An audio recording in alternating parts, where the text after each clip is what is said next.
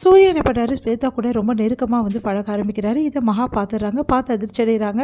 உடனே வந்து ஸ்வேதா பற்றி தெரிஞ்சுக்கணுமே, இவங்க யார், எங்கேருந்து வந்திருக்காங்க அப்படின்னு சொல்லிட்டு மகா யோசிச்சுட்டே வந்து போயிட்டுருக்காங்க. நேராக வந்து மகா வந்து இங்கே வராங்க ஆஃபீஸ்க்கு. ஆஃபீஸில் வந்து ஸ்வேதாவும் வந்து சூர்யாவும் வந்து பேசிகிட்டு இருக்காங்க. அப்போ ஒரு வக்கீல் வந்திருக்காரு. அந்த வக்கீல் கிட்ட வந்து சூர்யா சொல்கிறாரு, சீக்கிரமாகவே டைவர்ஸ்க்கு ஏற்பாடு பண்ணிவிடுங்க. இதுக்கப்புறம் வந்து வாழை பிடிக்கல அப்படின்னு சொல்லிட்டு எழுதிக்கோங்க.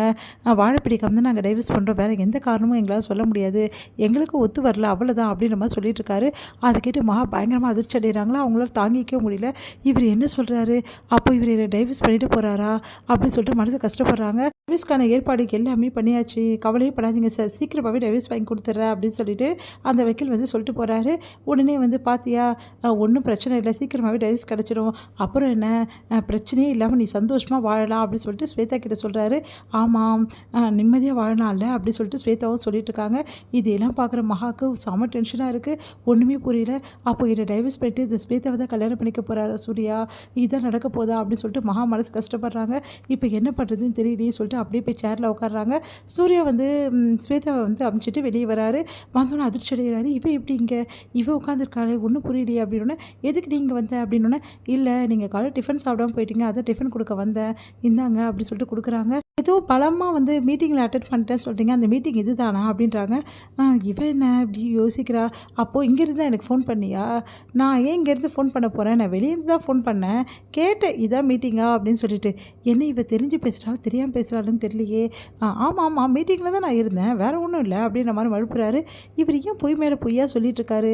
அவர் ஃப்ரெண்டுனா என்கிட்ட அறிமுகப்படுத்தியிருக்கலாமே, அப்படி இல்லைனா வீட்டுக்காவது கூட்டின்னு வந்திருக்கலாம், இங்கே கூட்டின்னு வந்து வச்சு பேசிகிட்டு இருக்காரு, ஒன்றுமே புரியலையே அப்படின்னு சொல்லிட்டு மகா யோசனை பண்ணிகிட்டே வீட்டுக்கு போகிறாங்க. விஜய் அனாமிகா கல்யாணத்தில் வந்து பிரபாவுக்கு ஏற்பட்ட அவமானத்தை பற்றி பிரபா வந்து யோசனை பண்ணிவிட்டு அப்படியே நடந்து வந்துட்டுருக்காங்க.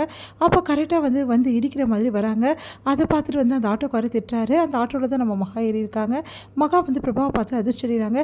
என்ன பிரபா எங்கே போகிற, அதுவும் நடந்து பாட்டுன்னு போயிட்டே இருக்க, என்ன ஆச்சு உனக்கு அப்படின்னு சொல்லிட்டு, வா உள்ள அப்படின்னு சொல்லிட்டு உள்ளே கூட்டிகிட்டு போகிறாங்க. வீட்டுக்கு கூட்டின்னு போகிறாங்க. அவங்க வீட்டுக்கு என்ன ஆச்சு அப்படின்னோடனே, என்னன்னு தெரியல பிரபா ஒரு மாதிரி இருக்கா, இவன் மனசே சரியில்லை, இந்த மாதிரி தான் சுற்றிட்டு இருக்கா, எனக்கே கஷ்டமாக இருக்குன்னு சொல்லிட்டு இருக்காங்க கோட்டீஸ்வரி. சரிம்மா இப்படி இருந்தால் எப்படி அப்படின்னு சொல்லிட்டு பிரபாக்கு அட்வைஸ் பண்ணிகிட்ருக்காங்க. அடுத்து வந்து கோட்டீஸ்வரி வந்து 2 பேருக்குமே பிரபாக்கும் வந்து நம்ம மகாவுக்கும் சாப்பாடு ஊட்டி விட்டுட்டுருக்காங்க. அந்த டைமில் கரெக்டாக வந்து வராரு மகாவோட அப்பா.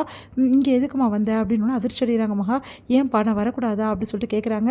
இல்லைம்மா, உன்னை மாதிரி பெரிய இடத்து பொண்ணுங்களாம் இங்கே வரக்கூடாது, அவங்க அலோவ் பண்ண மாட்டாங்கள்ல உன்னை, அதுக்கப்புறம் உனக்கு தானம்மா கஷ்டம் அப்படின்னோடனே, என்னப்பா இப்படி சொல்லிட்டீங்க, நான் பெரிய இடத்து பொண்ணுன்னு யார்ப்பா சொன்னது, என்றைக்குமே நான் உங்கள் பொண்ணு தான்ப்பா, அதுக்கப்புறம் தான் அங்கெல்லாம் புரியுதுங்களா, நான் இங்கே வருவேன்ப்பா, அது யாரையும் தடுக்க முடியாது, ஏன் நீங்கள் கூட தடுக்க முடியாது, இல்லைம்மா உனக்கு பிரச்சனை ஆகக்கூடாதுன்னு தான் சொல்கிறேன் அப்படின்றாங்க.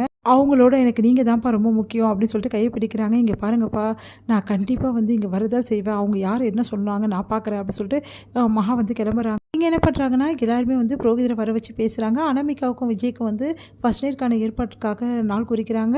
அப்போ வந்து இந்த நாள் ரொம்ப நல்லா இருக்குது, இதுலேயே வச்சுக்கலாம் அப்படின்னு சொல்லிட்டு புரோகிதர் சொல்லிட்டு போகிறாரு.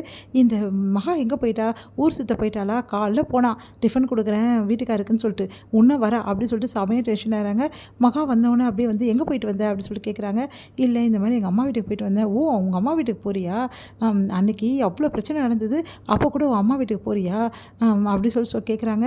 இங்கே பாருங்கள், எங்கள் அம்மா வீட்டுக்கு போகிறதுல என்ன தப்பு இருக்குது அப்படின்னு சொல்லிட்டு நம்ம மகா கேட்குறாங்க. இவங்க இப்படி தான் எடுத்து பேசுவீங்களான்னு சொல்லிட்டு அனாமிகாவும் போட்டு கொடுக்குறாங்க. தொடர்ந்து வந்து எல்லாரும் பேசணுன்னா மகாக்கு என்ன பதில் சொல்கிறதே தெரியல. வேணும் தான் இதெல்லாம் பண்ணுறேன் அப்படின்னு சொல்லிட்டு பேசிகிட்டு இருக்காங்க. இதை பார்த்து ஐஸ்வர்யா செமையாக டென்ஷன் ஆகி அங்கே வராங்க. இதோட முடியுது.